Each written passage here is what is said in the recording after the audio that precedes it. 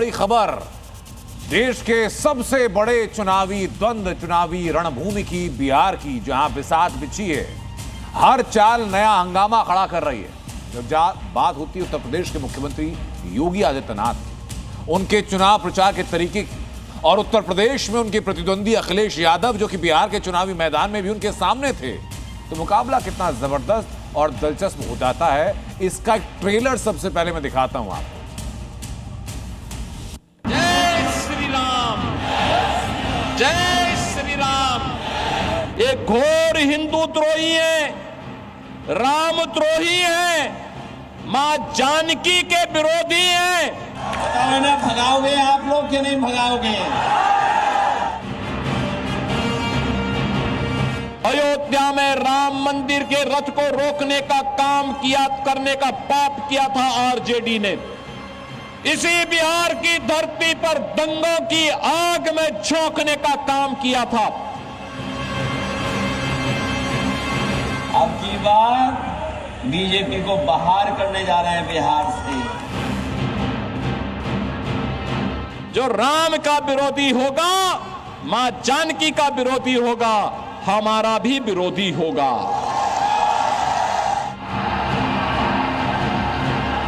आप सब लोग मिलकर के मदद से इनको भगाने का काम करें।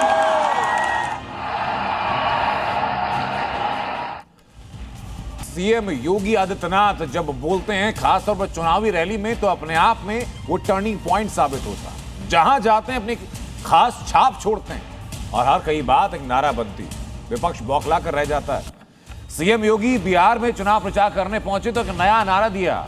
ये नया नारा पुराने नारे बटेंगे तो कटेंगे का अपग्रेडेड वर्जन है, जिस पर उनके धुर विरोधी अखिलेश यादव भी गर्म हो गए।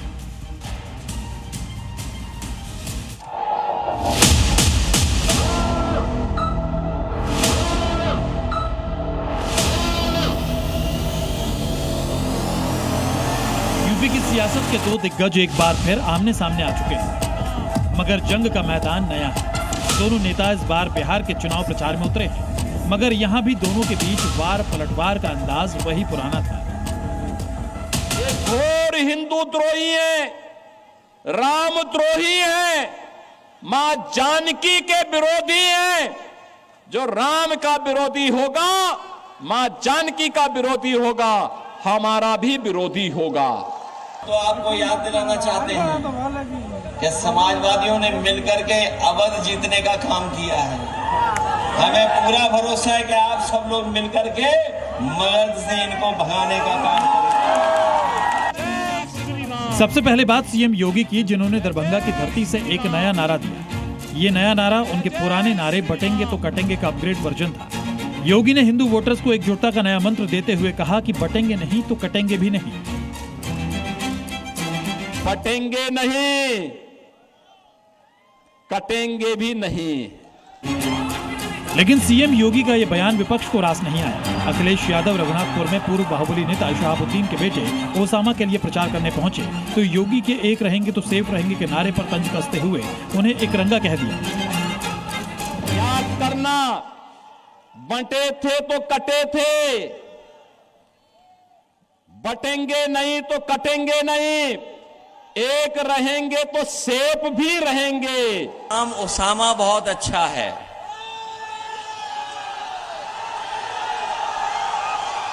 लेकिन हमारे एक रंगी उन्हें बीमारी है नाम बदलने की। जो एक रंगी हैं उन्हें बीमारी है नाम बदलने की, और इस बार बिहार में आप बदलो, यूपी में हम लोग बदल देंगे उनको। बिहार की रैली में सीएम योगी के बटेंगे कटेंगे का नारा विरोधियों को जबरदस्त चुभा है और मुस्लिम नेता योगी के बयान को नफरती बता रहे हैं। नफरत को अब बिहार के लोग पसंद नहीं कर रहे हैं। बिहार के लोग तेजस्वी के नौकरी और रोजगार वाली राजनीति को पसंद कर रहे हैं। बिहार का नौजवान चाहता है कि नफरत से निकल करके हम नौकरी प्राप्त करें। जो हर घर नौकरी का नारा है, उसके लिए लोग संकल्पित हैं। अब बिहार की जनता का विश्वास और समर्थन तेजस्वी जी के नेतृत्व पर है, और तेजस्वी जी ही बिहार में सभी को एक रखने का जो युक्ति लेकर के आए हैं, उसी को सब स्वीकार कर रहे हैं। योगी के बयान पर विरोधी भले ही बौखलाए हों, लेकिन योगी का ये नारा उनके समर्थकों में सुपरहिट है। ब्यूरो रिपोर्ट, जी मीडिया। सीएम योगी ने बिहार में एक के बाद एक ताबड़तोड़ रैलियां कर विपक्ष पर करारा प्रहार किया। इस दौरान योगी के 3 बंदरों पप्पू, टप्पू और अप्पू वाले बयान ने महागठबंधन में नई टेंशन पैदा कर दी, जिससे वार पलटवार और तेज हो गया। आज अयोध्या में राम मंदिर बनकर के खड़ा हो गया है।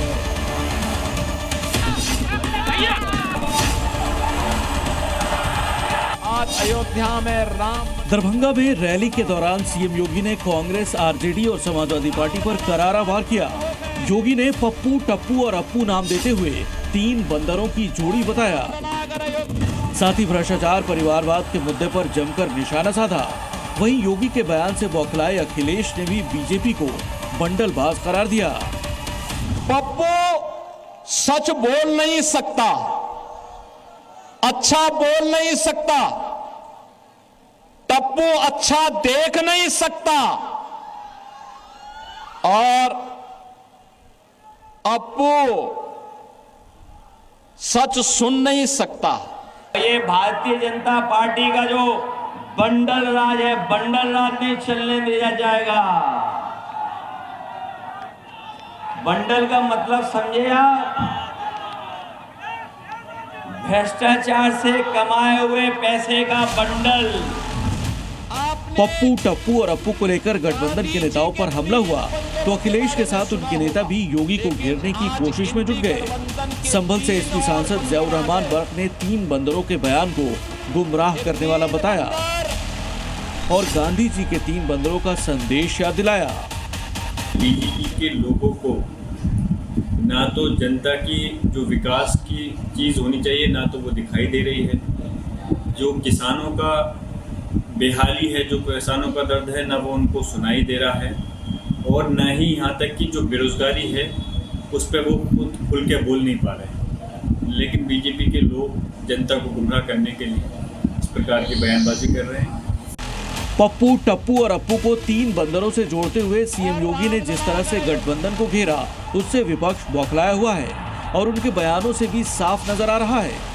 ऐसे में ये देखना होगा कि आने वाले दिनों में बिहार की सियासी लड़ाई के दौरान दोनों तरफ से बयानों के कितने तीर चलेंगे। ब्यूरो रिपोर्ट, जी मीडिया।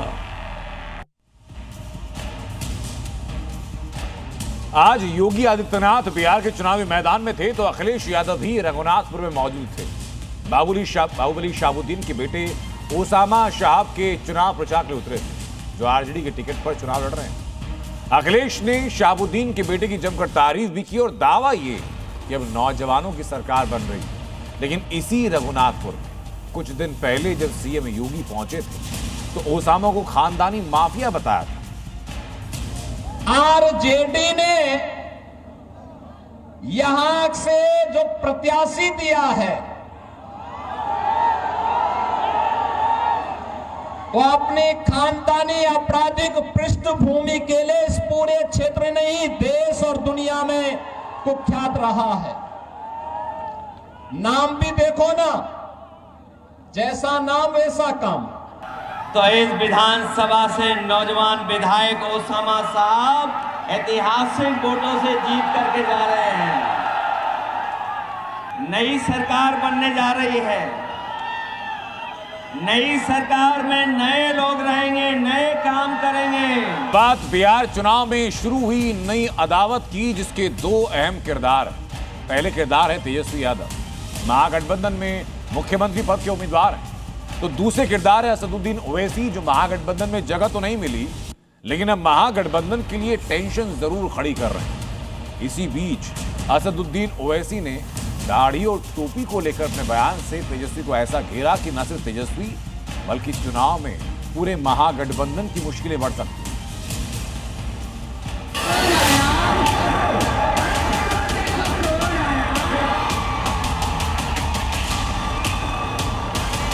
तो तेजस्वी ने कहा कि ओवैसी, क्या कहा उसने, ओवैसी एक्सट्रीमिस्ट है, चरमपंथी है। हम उसे एक्सट्रीमिस्ट क्यों बोलता है? इसलिए बोलता है कि मेरे चेहरे पे दाढ़ी है, सर पे टोपी है, मैं नमाजी हूं। बिहार के चुनावी प्रचार में हैदराबादी भाईजान ने आतंकी वाला दांव चल दिया है। असदुद्दीन ओवैसी ने अपनी दाढ़ी और टोपी को हथियार बनाते हुए महागठबंधन के सीएम कैंडिडेट तेजस्वी यादव पर करारा वार किया। तेजस्वी और ओवैसी के बीच की जुबानी जंग कैसे चुनावी रंग बदल रही है, ये दिखाने से पहले आपको बता दें कि इस अदावत की शुरुआत कैसे हुई। दरअसल एक पॉडकास्ट में तेजस्वी यादव से सवाल पूछा गया कि आपने ओवैसी को महागठबंधन में साथ क्यों नहीं लिया। इसके जवाब में तेजस्वी ने कहा कि ओवैसी एक्सट्रीमिस्ट है और ऐसे लोगों के लिए कोई जगह नहीं है। दरअसल बिहार विधानसभा चुनाव के ऐलान के बाद AIMIM ने महागठबंधन में शामिल होने की इच्छा जाहिर की थी। AIMIM नेता अख्तरुल ईमान ने बाकायदा ढोल नगाड़ों के साथ जुलूस निकाला था, लेकिन आरजेडी की तरफ से तवज्जो नहीं मिली और अब जबकि चुनाव प्रचार चरम पर है तो तेजस्वी ने ओवैसी को एक्सट्रीमिस्ट यानी चरमपंथी की संज्ञा दे दी। लिहाजा भाईजान ने बिना वक्त गवाए इस शब्द को लपक लिया। ओवैसी ने पहले तो एक्सट्रीमिस्ट की स्पेलिंग पूछकर तेजस्वी पर तंज कसा। क्या कहा उसने? ओवैसी एक्सट्रीमिस्ट है। हम तेजस्वी को बोलेंगे बाबू एक्सट्रीमिस्ट को तुम जरा अंग्रेजी में लिख के बता दो। मगर फिर भाईजान ने एक्सट्रीमिस्ट का मतलब बताते हुए इसे मजहबी रंग दे दिया। ओवैसी ने आरोप लगाया कि उनकी दाढ़ी है और वो टोपी लगाते हैं, इसलिए उन्हें आतंकी कहा गया। हम उनको एक्सट्रीमिस्ट क्यों बोलता है? इसलिए बोलता है कि मेरे चेहरे पे दाढ़ी है, सर पे टोपी है, मैं नमाजी हूं, मैं अल्लाह की इबादत करने वाला हूं, मैं किसी के आगे सर नहीं झुकाता सिवाय जमीन व आसमान के खालिक के, मैं किसी को मानता नहीं सिवाय अपने रब के। आखिर इस एक शब्द से ओवैसी ने सियासी चाल कैसे चली, ये भी समझ लीजिए। दरअसल एक्सट्रीमिस्ट का मतलब उग्रवादी या चरमपंथी होता है। ऐसे लोग जो राजनीतिक या धार्मिक मामलों में कट्टरपंथी विचार रखते हैं, ऐसे तरीकों का सहारा लेते हैं या समर्थन करते हैं जो हिंसक हो सकते हैं। यही वजह है कि शब्दों के बाजीगर हैदराबादी भाईजान ने तेजस्वी के एक शब्द को आतंकवाद और पाकिस्तान से भी जोड़ दिया। कभी तुमने पढ़ा एक्सट्रीमिस्ट किसको बोलते हैं? कभी तुमने देखा एक्सट्रीमिस्ट किसको बोलते हैं? पाकिस्तान के जालिम लोग बोल रहे थे कि भारत में एक ओवैसी है जो चरमपंथी है, तो मालूम हुआ पाकिस्तान के लोगों की जबान अब तेजस्वी बोल रहा है। जाहिर है बिहार के चुनावी माहौल में ओवैसी के इस मजहबी कार्ड ने नया विवाद खड़ा कर दिया है। गलत बोला है तेजस्वी जी, ऐसा नहीं बोलना चाहिए। मुसलमान का नेता है, ईमानदार है, नमाजी है, मुत्तकी है, ऐसे नेता को मुसलमान के प्रति नहीं बोलना चाहिए, गलत बात है। हाँ, वो नहीं पाएंगे लिखने, उससे हो नहीं पाएगा क्योंकि पढ़ा लिखा है नहीं। नौवीं फेल है। हम लोगों को आज 15 साल उसका बाप ने यूज किया, 15-20 साल अभी नीतीश सरकार ने यूज किया। अभी हम लोगों को डर दिखा रहा है कि भाई अगर आप इसको वोट नहीं दीजिएगा महागठबंधन को तो उसका बीजेपी का सरकार हो जाएगा, तो बीजेपी का मेरा क्या बिगाड़ लिया है? तेजस्वी को हम ये कहना चाहते हैं वो ये भूल जाए तो मुसलमान के बगैर कुछ हो। शहाबुद्दीन मुख्यमंत्री पद नहीं बनाया, उसका भी माँ को बनाया, मगर तेजस्वी ये चीज़ भूल रहा है हम लोगों के बारे में, वो भूल रहा है, वो गलत सोच रहा है। तेजस्वी के एक्सट्रीमिस्ट वाले बयान की वजह यह भी हो सकती है कि AIMIM ने बिहार की 25 सीटों पर अपने उम्मीदवार उतारे हैं। इनमें सीमांचल की मुस्लिम बहुल 14 सीटें भी शामिल हैं। आरजेडी को डर है कि ओवैसी मुस्लिम वोट छीन सकते हैं, लिहाजा सीमांचल के इलाके में ओवैसी लगातार तेजस्वी के टारगेट पर हैं और अब तो ये लड़ाई दाढ़ी, टोपी और आतंकी पर आ गई है। ब्यूरो रिपोर्ट, जी मीडिया। और अब बात अपराध के खिलाफ एक्शन की, जो कि उत्तर प्रदेश से लेकर मध्य प्रदेश तक हर जगह हर राज्य में जारी। उत्तर प्रदेश में योगी मॉडल के उदाहरण दिए जाते हैं, तो उत्तर प्रदेश पुलिस ने बीते 12 घंटों के अंदर 4 शहरों में ताबड़तोड़ एनकाउंटर किया, कई इनामी बदमाशों को, लुटेरों को गिरफ्तार किया। तो उधर मध्य प्रदेश में भी मध्य प्रदेश पुलिस ने 9 बदमाशों को गिरफ्तार किया, जुलूस निकाला। यूपी में अब अपराध भी नहीं है और दंगा भी नहीं है, यूपी में अब सब चंगा है। माफिया अब वहां पे जहन्नुम की यात्रा में जा चुका है। योगी राज में यूपी के अंदर ना क्राइम बचेगा ना क्रिमिनल, क्योंकि सीएम योगी सिर्फ बोलते नहीं हैं, बल्कि उन्होंने करके भी दिखाया है। यही वजह है कि Yogi model UP to MP hit है। यूपी में अपराधियों के एनकाउंटर के साथ ही लोगों को योगी फोर्स सतर्क भी कर रही है। गाजियाबाद में पुलिस ने 12 बदमाशों के पोस्टर लगाए हैं जो शातिर लुटेरे हैं। उधर एमपी के दमोह में मोहन फोर्स ने अपराधियों को गिरफ्तार कर सड़क पर उनका जुलूस निकाला। सबसे पहले आप यूपी में जारी ऑपरेशन क्लीन का अपडेट देखिए। 1, 2, 3, 4 ये वो तस्वीरें हैं जो बीती रात मुठभेड़ के बाद सामने आई, जिसमें योगी फोर्स ने यूपी की कानून व्यवस्था को बिगाड़ने वालों को सबक सिखाया। लंगड़े अपराधियों की ये वो टोली है जिनकी कुंडली में योगी फोर्स शनिचर बनकर बैठी। जगह बुलंदशहर, 25,000 का इनामी गैंगस्टर जावेद गिरफ्तार। जावेद पर बुलंदशहर, ग्रेटर नोएडा, हापुड़, अलीगढ़ समेत दूसरे जनपदों में 40 से अधिक संगीन मामले दर्ज हैं। यह अपराधी थाना छतारी से गैंगस्टर के मुकदमे में वांछित है तथा इसके ऊपर 3 दर्जन से अधिक लूट, डकैती, चोरी आदि गंभीर अपराधों के मुकदमे दर्ज हैं तथा इसके ऊपर 25,000 का इनाम एसएसपी महोदय बुलंदशहर के द्वारा घोषित था। इसके पास से एक चोरी की बाइक, एक अवैध तमंचा, 2 जिंदा कारतूस, एक खोखा कारतूस बरामद हुआ है। जगह देवरिया, गो तस्कर का आरोपी गैंगस्टर राजेश यादव गिरफ्तार। जगह अमेठी, पुलिस और गोकशों में मुठभेड़, बदमाश सरताज और मुस्तफा के पैर में लगी गोली। इन दोनों ही अपराधियों पर लूट, गैंगस्टर जैसे गंभीर धाराओं के कई मुकदमे दर्ज हैं। इन दोनों को हॉस्पिटलाइज करा दिया गया है। एक अपराधी मौके से फरार है। मौके पर जाइलो गाड़ी, गोकशी के उपकरण तथा 2 तमंचा कारतूस बरामद हुए हैं। संपूर्ण घटना के संबंध में एफआईआर पंजीकृत करते हुए अग्रिम वैधानिक कार्रवाई की जा रही है। जगह गोरखपुर, मुठभेड़ में पशु तस्कर जवाहर यादव और रामू यादव गिरफ्तार। जगह गाजियाबाद, बदमाशों के शहर में लगे पोस्टर। गाजियाबाद में लूट और छिनैती करने वाले बदमाशों के पुलिस ने शहर में पोस्टर लगाकर लोगों को सावधान रहने की अपील की है। इस पोस्टर में 12 बदमाशों की तस्वीरें हैं जिनकी पुलिस को पिछले कुछ दिनों से तलाश है।